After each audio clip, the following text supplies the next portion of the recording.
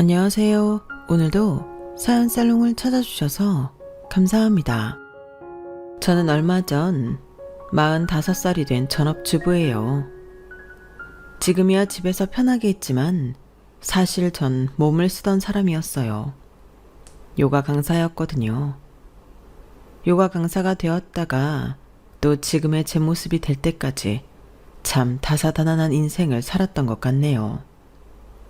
그동안 정말 어디에라도 제가 그동안 겪었던 일들을 이야기하고 말로 풀어내면서 마음도 풀고 또 위로도 받고 싶다는 생각이 있었어요. 그래서 이렇게 사연살롱이라는 곳을 알게 되자마자 제 이야기를 적어 내려가기 시작했답니다. 부디 제 이야기를 잘 들어주세요. 원래 저는 어려서부터 참 허약한 체질이었어요. 입이 짧아 한창 성장기일 때도 뭘 많이 먹질 못했고 태생적으로 근육이 안 붙고 빼빼 마른 몸이었죠. 그래도 어릴 때는 잔병치레 조금 하는 정도로만 고생을 했는데 성인이 되어 직장에 다니게 되니 늘 피곤함에 허덕이고 건강 적신호도 여기저기서 나타나게 되었어요. 그런 절 보고 주변 지인이 요가를 추천해 주었고 그게 제가 처음 요가를 시작하게 된 계기였습니다.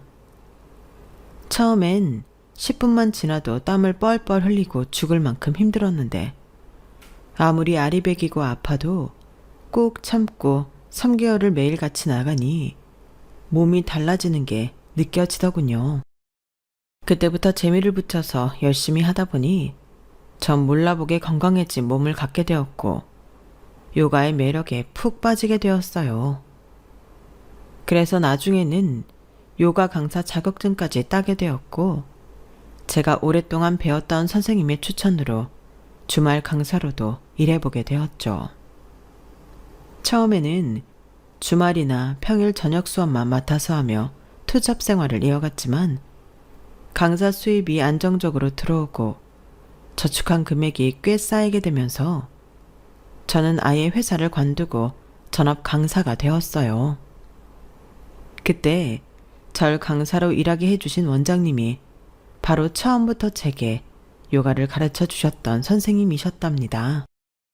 새로 요가원을 오픈하게 되었는데 그곳에 강사로 데려가고 싶다고 하셔서 저는 이례적으로 프리랜서 전환을 하자마자 괜찮은 수입을 벌어들이게 되었죠. 그렇게 활기찬 인생의 이막을 펼치고 있을 때 남편을 만나게 되었어요. 세미나에서 자주 뵙던 분이 저와 대화를 나누다가 잘 어울릴 것 같다며 만남을 주선해 주신 것이었는데요. 저보다 1살 많은 나이에 대기업에 다닌다는 남편은 실제로 만나보니 야망이 대단한 사람이었어요. 제가 제 입으로 이런 말 드리긴 그렇지만 되게 좋은 회사에 다니고 있거든요. 저는 뭐든지 무조건 최고 아니면 안 된다는 생각이 강해서 취업이 조금 늦더라도 이 회사를 꼭 들어오고 싶었어요. 그래서 사실 연애할 때 조금 바쁠 수는 있을 것 같네요. 이거 참. 아, 네. 현진쌤한테 들었어요. 그 회사 업무가 엄청 힘들다고 들었는데 괜찮으세요? 물론 너무 좋은 회사라 복지도 엄청나고 급여도 많다고 들었어요. 실제로 그 회사 다니는 분을 처음 뵈서 신기하네요. 사람 사는 게 다 똑같죠. 저는 이 회사 좋아요. 아직 1년차 신입이긴 하지만 그래도 어떻게 들어온 회사인데 끝까지 버티려고요. 요즘 친구들 보면 다 해외여행이니 뭐니 하면서 세월 아까운지 모르더라고요. 돈 아까운 줄도 모르고 말이에요. 은정 씨는 어떤 삶을 지향하는 편이세요? 현재를 즐기는 게 중요한 스타일이세요? 아니요. 저도 광활한 스타일이 아니라서 오늘만 보고 사는 편은 아니에요. 원래 직장 다니다가 지금 이렇게 요가 수업하게 된 것도 처음엔 계속 투잡으로만 하려고 했었어요. 지금 원장님 만나서 안정적으로 수업받게 되지 않았다면 아마 아직도 직장 다니고 있었을 거예요. 되게 신중하신 스타일이구나. 은정 씨 입맛도 그렇고 얘기 나누다 보니 저랑 되게 잘 통하시네요. 그때 당시는 20대엔 해외여행을 자주 다니고 최대한 젊을 때 많이 놀아야 한다는 생각이 저희 또래 사람들에게 팽배했던 때였거든요. 제 친구들 중에서도 취업을 하기보단 알바나 계약직 일만 하면서 돈이 모일 때마다 여행을 가는 친구들이 있었어요. 하지만 저는 차곡차곡 미래를 준비하지 않으면 불안함을 느끼는 편이었고, 당시엔 드물게도 남편 역시 그런 사람이었던 거예요. 저희는 첫 만남부터 서로에게 동질감과 친밀감을 느낄 수밖에 없었죠. 만나면 만날수록 남편은 미래를 체계적으로 준비해 나가는 듬직한 사람 같았고, 저는 그런 남편이라면 제 미래를 맡길 수 있겠다는 생각이 들었습니다. 저희는 사귄 지 8개월 만에 식을 올리고 부부가 됐어요. 그리고 결혼 1년 차에 저희는 아이를 갖게 되었어요. 남편은 눈물을 글썽일 정도로 기뻐했죠. 그도 그럴 것이 남편은 결혼하기 전부터 아이를 가지고 싶어 했거든요. 저는 사실 원래는 아이를 간절하게 갖고 싶다는 생각은 없었어요. 그냥 낳으면 귀엽겠다. 잘 키워봐야지. 라는 가벼운 생각뿐이었죠. 그런데 막상 제 뱃속에 아이가 생겼다는 얘기를 들으니 엄청난 모성애가 생기더라고요. 배가 조금씩 불러올수록 너무 신비롭고 소중했어요. 저와 남편은 하루하루 아이를 만나게 될 날만 고대하며 설레는 날들을 보내고 있었는데요. 불행은 예기치 못하게 찾아오더군요. 어느 날 갑자기 뱃속이 너무 잠잠한 거예요. 덜컥 불안감이 엄습한 저는 곧바로 산부인과로 달려갔고 청천벽력 같은 말을 듣게 되었죠. 유산을 했다는 겁니다. 저희 부부는 굉장히 큰 충격을 받았고 한동안 깊은 우울감에 빠져 살았어요. 밤에 잠도 제대로 못 잘 만큼 좌절감에 힘들어하는 저에게 남편은 먼저 다가와 위로의 말을 건넸습니다. 여보, 이제 기운 차리고 힘내자. 언제까지 이렇게 실패에 빠져 있을 수만은 없잖아. 다시 잘 노력해보면 이번엔 예쁜 아기를 얻을 수 있을 거야. 처음부터 우리한테 올 아기는 따로 있었는지도 몰라. 저는 남편 품에서 엉엉 울었어요. 그제야 저는 제 자신이 그전에는 그렇게 목 놓아 울지는 못하고 있었다는 걸 깨달았죠. 남편 역시 눈물을 흘렸고 그날 이후로 저희 부부는 다시 아기를 가지려 노력했어요. 하지만 그 다음도 또 그 다음도 저희는 계속해서 유산이라는 큰 슬픔을 겪게 되었답니다. 한 번 겪어도 힘들다는 유산을 3번이나 연속으로 겪게 되니 저는 말 그대로 몸도 마음도 만신창이가 되어 정신을 차릴 수가 없었어요. 여자로서의 자존감이 아니라 그냥 저라는 사람 자체에 대해서 자존감이 떨어지게 될 정도로요. 그런데 3번째 유산을 했을 때 제가 가장 크게 의지하던 사람이 갑자기 돌변해버리더군요. 바로 제 남편 말이에요. 남편은 더 이상 절 위로하고 안아주지 않았어요. 대신 절 원망하며 원색적인 비난을 퍼붓기 시작했죠. 아니, 2번이나 그런 실수를 했으면 이번에는 좀 각별히 주의를 했어야 하는 거 아니야? 실수라니, 병원에서 우리가 잘못한 부분은 없다고 그랬잖아. 당신 말은 지금 내가 잘못해서 이런 일이 벌어졌다는 거야? 그럼 내가 잘못했어? 나야 뭘 하려고 해도 할 수가 없는 몸이잖아. 내가 2번이나 그렇게 좋게 넘어가 줬으면 이번엔 당신이 제대로 관리를 했어야지. 뭐라고? 넘어가줘? 내가 병원에서 하지 말란 거 한 적 있어? 병원에서 하라는 거 안 한 거 있냐고. 하라는 그대로 따랐는데 이런 일이 벌어진 게 내 탓이라는 거야? 결과가 그렇잖아, 결과가. 이번에야말로 여자가 제대로 해내야 하는 일인데 가뜩이나 몸 쓰는 일 하면서 애가 무사하길 바래? 2번씩이나 유산을 했으면 이번엔 일을 줄여서라도 모든 집중을 쏟았어야 하는 게 맞잖아. 남편의 말에 저는 너무 큰 상처를 받게 되었습니다. 더 이상 목이 메어서 아무런 말도 할 수가 없었죠. 그 뒤로 남편과 제 사이는 영원히 틀어지게 되었어요. 시간이 흘러 그때 일이 바래지고 일상을 되찾아도 예전과 같은 사이로 돌아갈 수는 없었죠. 하지만 저는 여전히 남편을 싫어하지는 않았어요. 남편이 조금 심한 말을 뱉긴 했지만 남편은 남편 나름대로 심한 스트레스를 받고 있었거든요. 바로 직장에서요. 하필이면 가정이 크게 흔들리던 시기에 남편이 잘 따르던 부장이 사내 정치에 밀려 좌천된 거예요. 그 부장님은 저 멀리 지방으로 내려갔다고 했어요. 무슨 일인지 저는 정확히 알지는 못하지만 상황이 심각한 것 같더군요. 남편은 아직 서울에 있었지만 입사 동기들이 전부 승진할 때 혼자만 덩그러니 승진을 못하고 남게 되었어요. 그리고 결국엔 현장직으로 옮겨가게 되었죠.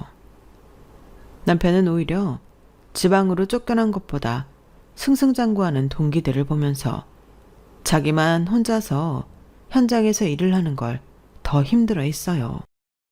밤마다 잠도 설치고 괴로워할 만큼요. 저에게 말한 것 외에도 회사 생활에서 받는 스트레스가 꽤 컸을 겁니다. 대기업의 직장 내 괴롭힘은 차원이 다르더군요.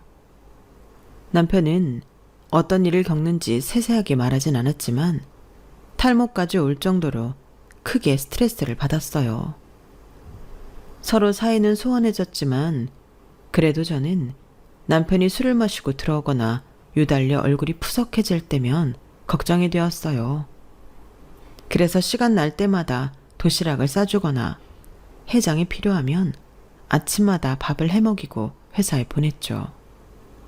정시간이 없으면 꿀물이라도 타줬고요. 살림은 자연히 제가 90%를 담당했고 남편은 주말에 한 번씩 설거지나 빨래를 하는 등 최소한의 일만 도왔지만 그걸 가지고 뭐라고 한 적은 한 번도 없었을 만큼 저는 남편을 위해 맞춰서 살았답니다. 그렇게 3년 정도의 시간이 흘렀고 남편은 드디어 사무실로 다시 복귀할 수 있었어요. 새롭게 줄을 잘 서는데 성공한 것인지 점점 얼굴이 다시 피더군요. 그때쯤 되어서 저희 부부 사이도 조금은 더 가까워지고 남편도 저에게 다시 조금씩 따뜻한 모습을 보이게 되었죠. 우리는 짧지만 두런두런 대화를 나누는 시간도 점차 길어졌고 다시 한번 조심스럽게 아이 얘기를 꺼내게 되었어요. 당시 제 나이가 30대 후반이었기에 저는 더 늦기 전에 지푸라기라도 잡는 심정으로 시도해보자는 생각이 들었죠. 남편은 다시 기대를 하면서도 전과는 다르게 시도 자체에 굉장히 조심스러워하는 기색이었죠. 사실 너무 큰 실패를 겪고 완전히 좌절했던 일에 다시 도전한다는 것은 생각보다 정말 어려운 일이었어요. 머리도 마음도 선뜻 결정이라는 걸 내릴 수가 없었죠. 그렇게 남편과 조심스러운 결정을 고민하고 있던 시기에 제가 일하던 요가원의 원장님께서 저에게 여행을 제안하셨는데요. 요가인들이 정말 많이 가는 여행지 중 하나였고 자연이 아름다운 곳이었기에 저는 고민할 필요도 없이 그 제안을 받아들였어요. 사실 오랜 기간 가까이 지내며 제 사정을 전부 알고 계시던 원장님이 제가 새로운 환경에서 잠시라도 활기를 되찾길 바라는 마음에 기회가 오자마자 저에게 제안을 주신 거였기에 전 너무나 감사하는 마음이었죠. 남편도 좋은 기회라며 잘 다녀오라고 해주었고 여행의 첫 3일은 정말 행복했답니다. 전 그렇게 자유여행으로 해외를 가본 적이 처음이었는데 아름다운 풍경도 마음껏 만끽하고 그런 자연 속에서 다 같이 요가를 하고 건강한 음식을 먹는 것이 너무나 즐거웠어요. 몇 년 동안 쌓여있던 스트레스와 억압감이 전부 해소되는 듯 했죠. 그런데 왜 항상 큰 불행은 가장 행복한 순간에 나타나는 것인지 저는 한순간에 큰 사고를 당하게 되었어요. 숙소로 돌아가는 길에 가로등이 없이 핸드폰 불빛에만 의지하며 걷고 있었는데 그만 발을 헛디딘 겁니다.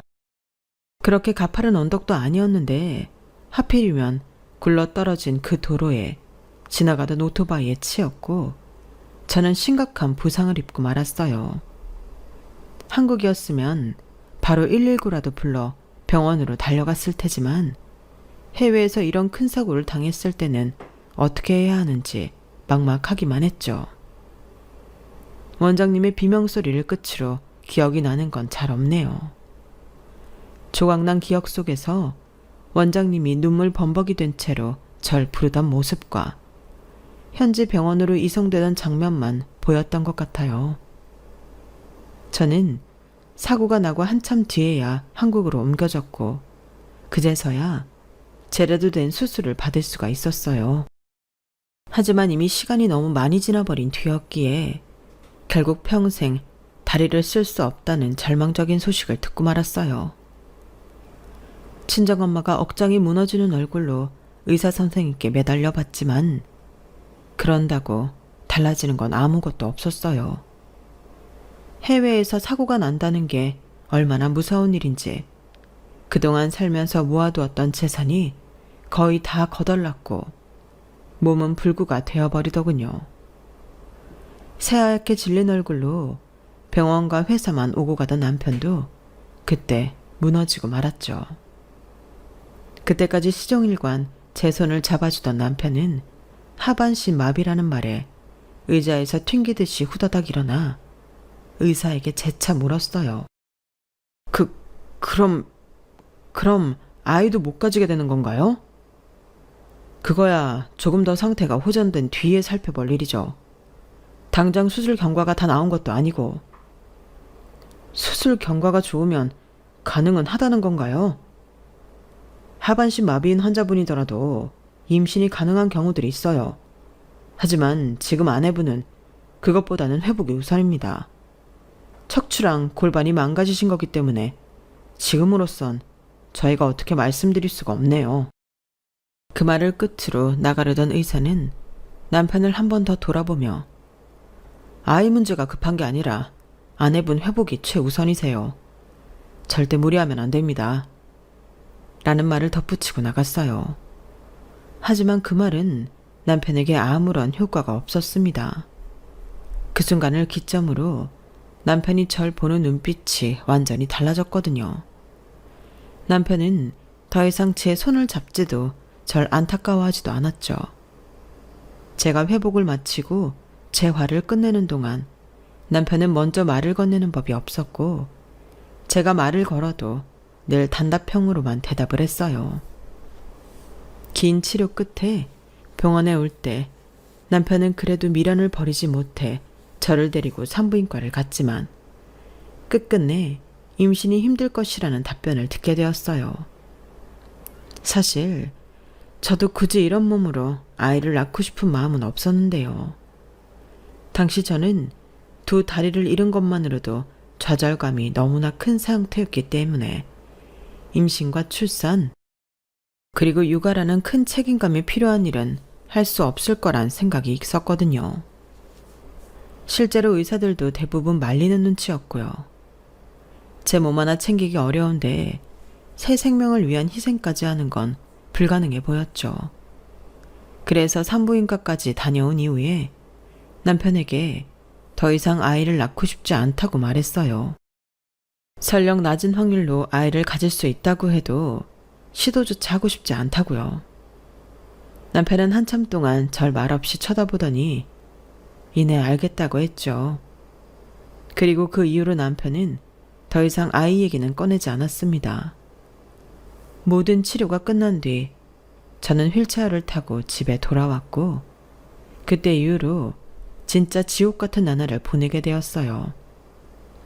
더 이상 하던 일을 할 수도 집 밖에 혼자 나가기도 어려워진 저는 하루 종일 집에 혼자 있게 되었는데요.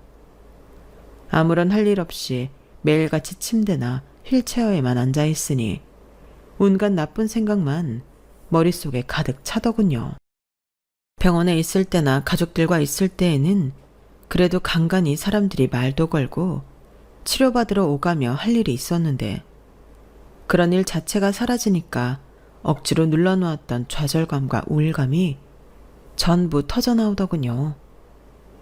화장실을 가고 커피를 마시고 거실에 나가고 집 앞 마트를 가는 등 전에는 당연하게 하던 것들을 이제는 완전히 처음부터 다시 익혀나가야만 했으니까요.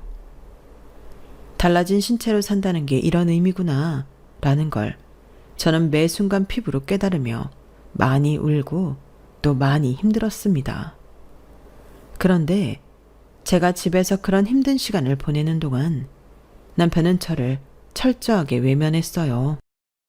혹시 모를 비상 상황을 예방하기 위한 홈캠만 거실에 하나 덩그러니 설치해두고 애완견만도 못할 정도로 절 방치해버렸죠. 몸이 불편해진 이후로 오히려 집에 더 잘 안 들어오는 것 같았어요. 어쩌다 일찍 들어와도 식사는 반드시 밖에서 먹고 왔고 저는 철저히 무시한 채 거실에서 맥주를 마셔댔어요.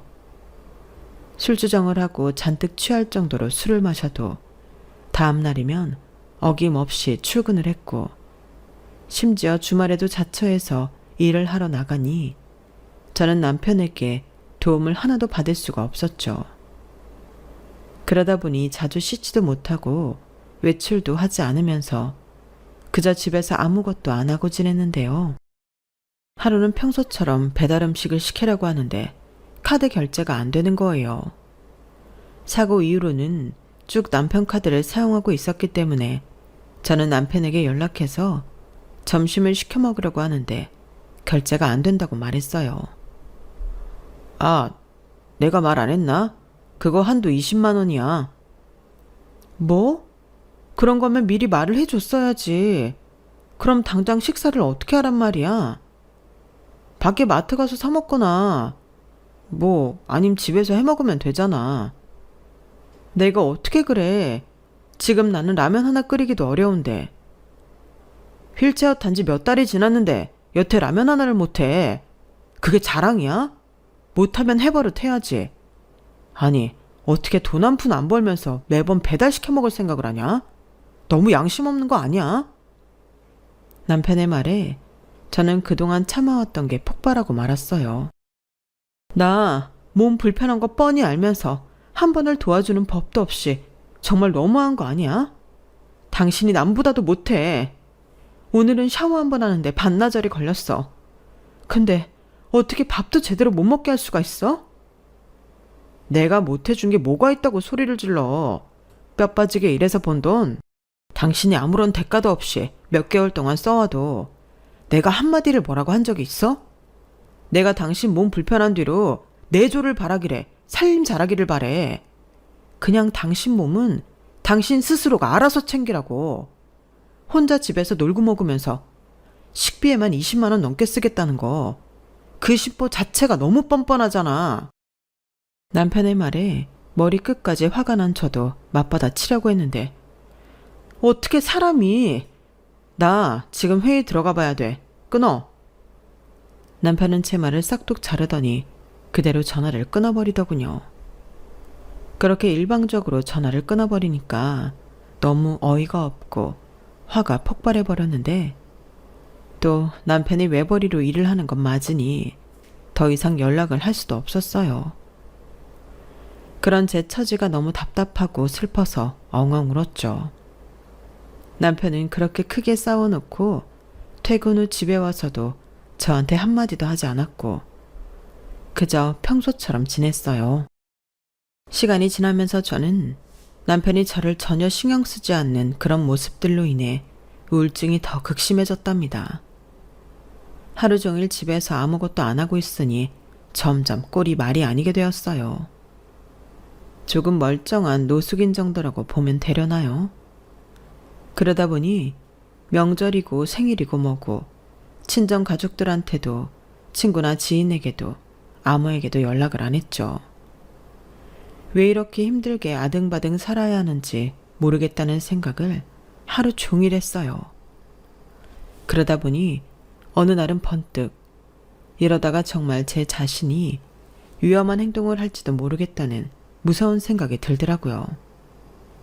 그날은 갑자기 왜 그런 생각이 들었는지 모르겠네요. 어쨌든 저는 살아야겠다는 생각이 들자마자 본능적으로 남편에게서 벗어나야겠다고 생각했어요. 저는 몸부터 씻고 깨끗한 옷으로 갈아입기 시작했고 그 다음날 큰맘 먹고 외출을 해서 이혼 서류를 꾸며왔습니다. 그리고 저녁에 남편이 돌아오자마자 이혼 서류를 내던졌어요. 남편은 의아한 표정으로 종이를 집어들더니 그게 이혼 서류라는 걸 알아차리곤 하! 하고 기가 차다는 듯이 한숨 섞인 짜증을 냈죠. 이게 뭔데? 지금 뭐 하자는 건데? 보면 몰라? 뭐 하긴 뭐해? 이혼하자는 거지. 당신, 지금 당신이 무슨 소리를 하고 있는 건지 알기나 해? 이혼? 이게 그동안 참아주니까 아주 기고만장. 누가 자기 아내한테 당신처럼 굴어. 내가 이렇게 휠체어 타고 아이도 못 낳는다고 개만도 못한 취급을 하고 있잖아. 당신은 나랑 결혼 생활 계속하려고 이따위로 구니? 내가 싫어서 발악하는 거 아니야? 그러니까 소원대로 이혼해 주겠다고.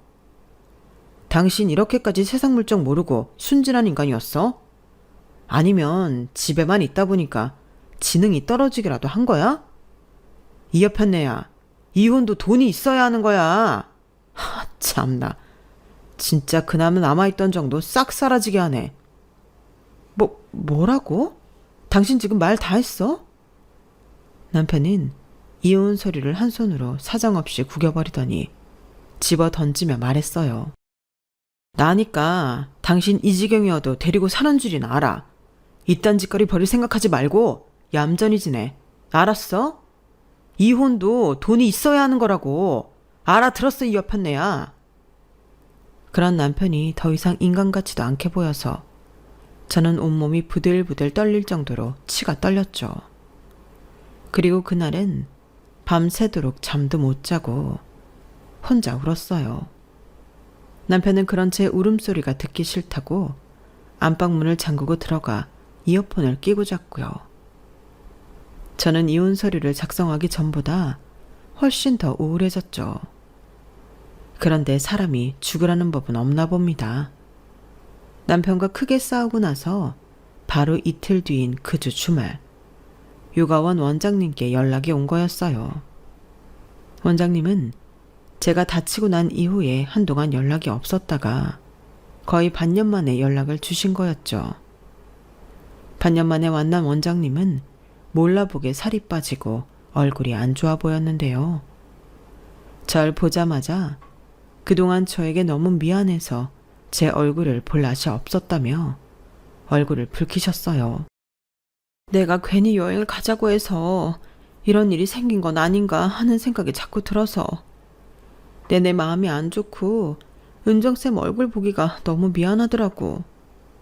오랜만에 봤는데 얼굴도 많이 상한 것 같아서. 아니에요, 원장님. 저 절대 그렇게 생각 안 해요. 오히려 그때 저 생각해 주셔서 데려가신 건데 제가 감사했죠. 저는 원장님께 늘 감사한 마음뿐이었는걸요. 원장님도 너무 그렇게 생각하지 마세요. 그렇게 생각해줬다니 내가 다 고맙네. 은정쌤이 이렇게 심성이 고운 사람이라 이런 좋은 일이 생겼나 봐. 네? 그게 무슨... 예전에 우리가 같이 제작했던 요가 비디오 생각나? 아, 네네, 기억나네요. 그런데 갑자기 그건 왜요? 그게 해외에서 난리가 났어. 유튜브에 올린 영상 조회수 대박 터지고 유료 결제도 엄청나게 많이 들어와. 예? 정말요? 잘 됐네요. 내가 이제라도 쌤 볼 면목이 생겨서 얼마나 기뻤는지 몰라. 이거 봐봐.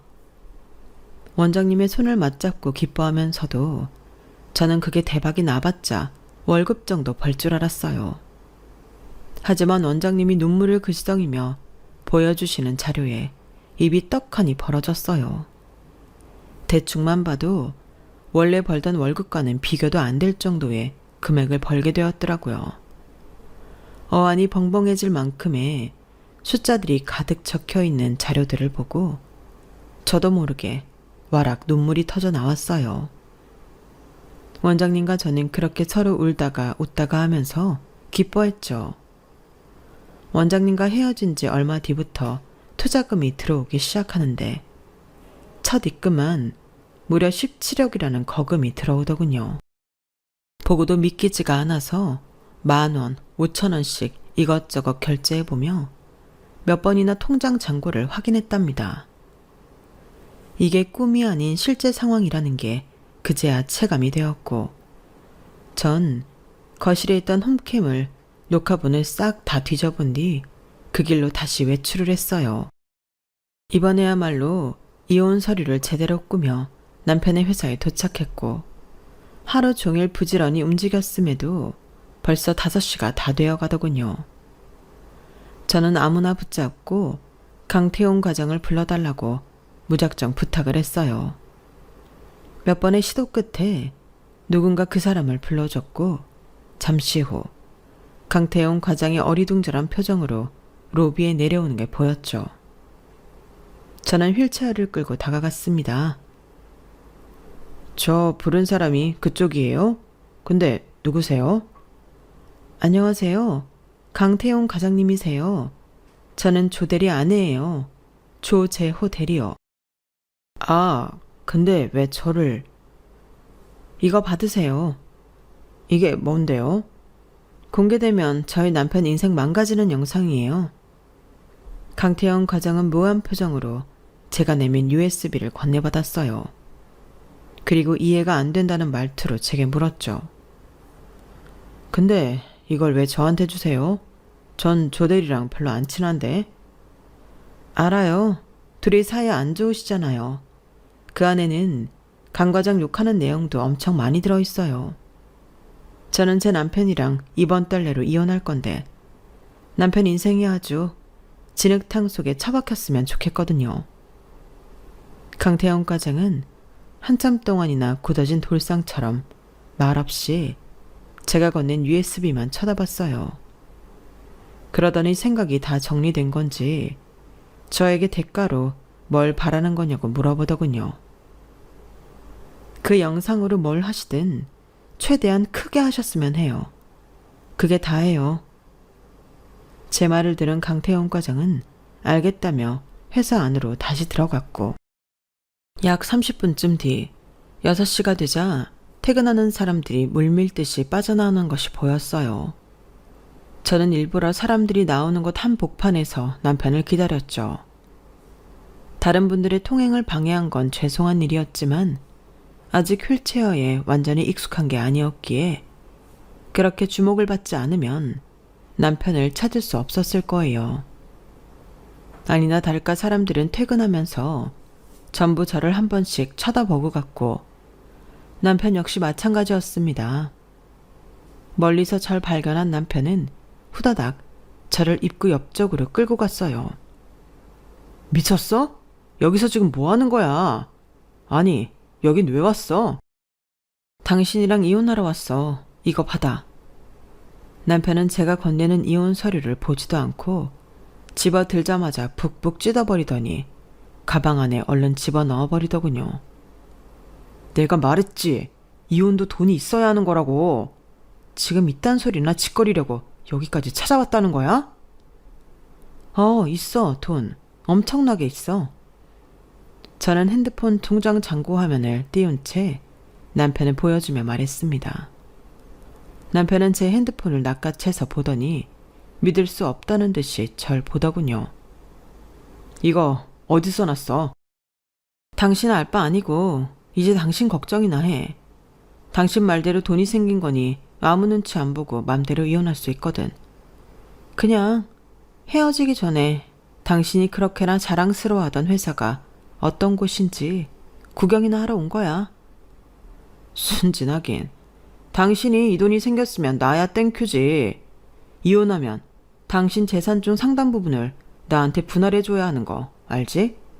다야말로 이혼이 소원인 사람이야. 당신도 이렇게 소원이라면 내가 당장 내일이라도 도장 찍어줄 수 있지. 그래, 하자 이혼. 어? 누가 순진한 건지, 누가 당신한테 유리하게 이혼한대. 당신이 쓰레기 같은 인간이라는 거 진작에 알았지만 이렇게 얄팍하고 어리석은지 다시 한번 알게 됐으니 됐어. 난 간다. 알아서 잘 살던지 해. 저는 그 말을 끝으로 남편의 회사에서 나와버렸답니다. 그리고 그 길로 친정집으로 돌아가서 친정엄마께 그동안 있었던 일들을 다 털어놓았어요. 친정엄마는 제 말을 듣고 절 안고 한참을 우셨죠.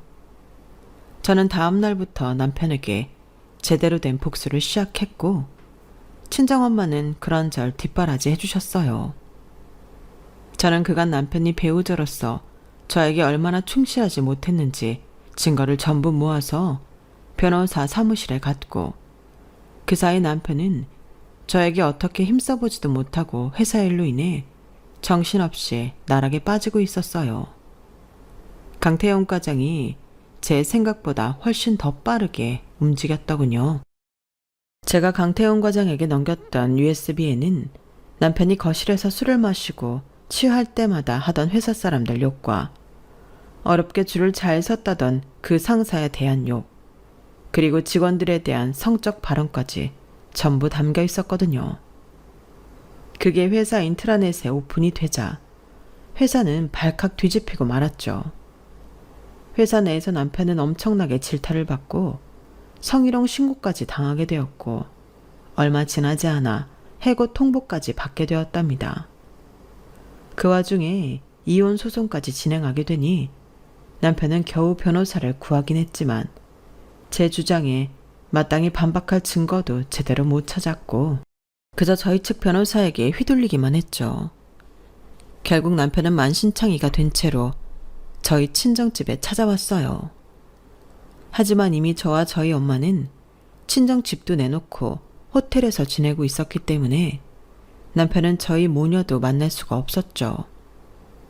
나중에 부동산 사장님께 남편이 빈집 초인종을 누르며 엉엉 울고 빌고 화를 내고 있었다는 말을 전해 들었을 때 얼마나 속이 통쾌하고 시원했는지 모릅니다.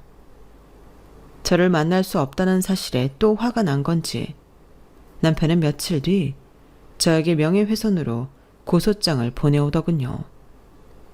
변호사를 통해서 그 사실을 알았는데 전 그때 남편이 한 말 중 적어도 하나는 정말 맞는 말이라는 생각이 들었어요. 이혼도 돈이 있어야 한다는 말 말이에요. 저는 콧방귀를 끼며 그깟 손해배상 해주면 그만이니 후회하지 않는다고 얘기했고 변호사는 제 말을 듣더니 알아서 처리해주겠다고 하더군요. 그래서 저는 그동안 친정엄마와 저희가 살기 편한 고급 아파트를 보러 다니며 평화로운 시간을 보냈답니다. 다행히 집을 내놓은 지 오래되지 않아 저희는 집이 팔렸다는 연락을 받고 부동산으로 계약서를 쓰러 갔어요. 기분 좋게 거래를 하고 나오는데 마침 남편이 저희 모녀를 기다리고 있더군요. 남편은 저를 보자마자 잠깐 얘기 좀 하자며 저를 붙잡았어요. 잠깐만. 나랑 얘기 좀 해. 진짜 잠깐이면 돼. 이혼할 때 하더라도 잠깐만 대화는 할 수 있잖아. 무슨 얘기를 해? 난 당신이랑 할 얘기 없어. 대체 우리가 오늘 여기 오는 건 어떻게 알고 여기서 기다린 거야? 진짜 징글징글하다. 집을 내놨으면 팔릴 때 올 거라고 생각했지. 그게 중요한 게 아니라 당신 나한테 정말 끝까지 소송할 거야? 그럼 애초에 관둘 걸 뭐하러 시작했겠어? 당연히 끝까지 가야지. 이제 와서 소송 멈춰라. 뭐 그딴 소리 할 거면 가. 난 당신이 무슨 소리를 해도 그만둘 마음이 없으니까. 합의를 하자고. 당신도 나한테 잘못한 게 있잖아. 그 홈캠 영상, 그거 당신의 회사에 뿌린 거지. 당신이 아니고서야 우리 집 홈캠 영상을 누가 어떻게 회사에 뿌릴 수가 있겠어. 당신이 저지른 짓도 불법이야. 알아? 내가 그걸로 당신한테 소송 건 거 그거 없었던 일로 해줄게. 그리고 이혼도 재산 분할 적당히 합의해 줄게. 그러니까 우리 서로 진흙탕 싸움 그만하고 원만하게 합의를 보자. 내가 왜? 참나, 계산기 때려보니까 명예훼손으로 이것저것 걸어서 배상금 뜯어내는 것보다 합의하는 게 손해가 덜 날 것 같았나 보지? 나는 상관없어. 당신이 그랬지? 이혼도 돈이 있어야 하는 거라고. 당신 말대로 나는 이제 돈도 많고 이 소송 끝까지 가도 전혀 생활에 지장이 없는데 내가 왜 합의를 해야 돼? 각자 잘못한 죄값 서로 치르고 끝내면 될 일을. 지금 남의 인생을 시궁창에 처박아 놓고 그딴 태평한 소리가 나와? 진흙탕에 처박으려고는 했는데 시궁창에 처박힌 줄은 몰랐네. 웃어? 내가 당신 몸에 손댄 적이 한 번도 없는데 폭행이니 뭐니? 그거 다 무고죄야, 무고죄. 당신이 저지른 일들 때문에 지금 내 이름에 빨간 줄이 몇 개가 그어지게 생겼는지 아냐고. 헐씨고, 이게 아직도 정신 못 차렸네. 무고죄? 당신이 나한테 한 짓 그게 다 폭력이야. 법이 그런 걸 왜 나한테 따져. 그리고 누가 부하 직원들 상대로 그딴 더러운 생각을 하고 살으래? 그걸 주체 못하고 술만 처먹으면 입 밖으로 주저리 뱉은 건 당신이야. 지 인생 지가 신나게 꼬아놓고 왜 나한테 화풀인지 모르겠다. 아직도 정신 못 차린 인간이랑 더 할 말 없어. 이만 간다. 저는 그 말을 끝으로 엄마 차로 향해 휠체어를 돌렸고 남편은 잠깐! 내 말 안 끝났어! 하며 제 휠체어를 붙잡았어요. 그 순간 차에서 저희를, 정확히는 남편을 노려보고 있던 엄마가 후다닥 나오셔서 남편의 손등과 등짝을 가방으로 사정없이 두드려 팼습니다. 할 말 끝났대잖아, 내 딸이. 이 썩어 문드러질 놈아. 네가 어디 감히 내 딸한테 또 함부로 굴려고 해? 어디 내 딸 휠체어에 손을 대냐고, 이 금수 같은 놈아. 남편은 비명을 지르며 균형을 잃고 땅바닥에 엎어졌고 엄마는 남편이 넘어져도 등이며 뒤통수를 향해 쉬지 않고 가방을 휘두르시다가 마지막엔 남편에게 침까지 뱉으며 으름장을 놓으셨어요. 어디 한 번만 더 내 딸 함부로 해봐. 아주 그냥 그놈의 손모가지며 주둥아리며 평생 다시 못 쓰게 해줄 테니까. 알았어? 엄마는 씩씩거리시며 절 차에 태우시고는 호텔로 돌아오셨어요. 엄마의 갑작스런 행동에 저도 순간 얼이 빠진 채로 엄마를 말릴 생각도 못한 채 굳어 있었는데 그간 엄마가 제 얘기를 들으신 후로 얼마나 속으로 천불을 삭히고 있으셨는지 짐작을 할 수 있었네요. 저랑 연락도 잘 안 되고 있던 반년 동안 제가 몸도 마음도 형편없이 망가져가고 있었다는 걸 뒤늦게 알고서 얼마나 남편에게 분노하셨겠어요. 저도 그런 엄마를 보고 그 기간 동안 엄마한테 연락을 안 드린 게 후회가 되고 죄송스러운 마음이 들었어요. 그리고 그렇게라도 엄마가 속을 풀게 되셔서 오히려 다행이라고 생각이 들었네요. 남편은 결국 나이 40이 훌쩍 넘어서 직장도 잃고 그동안 모았던 재산도 거덜난 채 길바닥에 나앉게 되었답니다. 모든 일들이 다 마무리가 된 뒤 남편은 일용직을 전전하며 생계를 유지한다는 소식을 들었을 때 저도 조금은 마음이 씁쓸하긴 했네요. 하지만 진작 남편이 기본적인 인성만 갖추고 살았더라면 겪지 않았을 일이기도 하니 별로 불쌍한 마음은 없었어요. 다만 어쩌다 젊고 총기 있던 양반이 저렇게 못나게 타락했을까 싶은 생각만 든 것뿐이죠. 엄마랑 저는 휠체어로 이동하는 것도 편하고 병원도 가까운 고급 아파트에 들어와 둘이 살고 있어요. 제가 원장님과 제작했던 요가 비디오는 점점 더 잘 되어 분기별로 억대의 금액이 들어오고 있고 저희는 추가로 다른 헬스 사업을 진행하려고 힘쓰고 있답니다. 아마 내년쯤에는 새로운 사업을 본격적으로 시작하게 될 것 같네요. 요즘 저는 전처럼 집에서 좌절감에 허덕이고 있지만 않고 운동도 열심히 하고 균형 잡힌 식사도 끼니마다 챙기며 건강한 삶을 살아가고 있어요. 엄마가 물심양면으로 도와주시는 게 가장 큰 힘이 되고 있고 아무래도 제 마음가짐이 예전과는 많이 달라진 것도 한몫하는 것 같네요. 지난 세월을 돌아보니 제 인생은 항상 오르락 내리락 굴곡이 많았던 것 같은데요. 그래도 지나고 나서 생각해보니 이런 인생이라도 살아있길 참 다행이라는 생각이 드네요. 한참 정신적으로 안 좋았을 때 홧김에 위험한 행동을 하지 않아서 얼마나 다행인지 몰라요. 그리고 그렇게 굴곡이 많았던 인생 가운데에 저희 남편처럼 반인륜적인 악행을 저지르지 않았다는 것도 참 다행이라는 생각이 드네요. 겪어보니 자신이 저지른 악행은 결국 다 자신에게 돌아오게 되는 것 같습니다. 저는 앞으로도 지난 일을 교훈 삼아서 선하게 살아가려고 노력할 거예요. 지금까지 제 이야기를 들어주셔서 감사합니다. 저에게 응원도 많이 주시고 들어주신 모든 분들 건강하시고 부자 되세요. 여러분, 사연 댓글에 응원과 현명한 조언 부탁드려요. 좋아요와 구독은 저에게 큰 힘이 됩니다. 오늘도 좋은 일 가득하세요.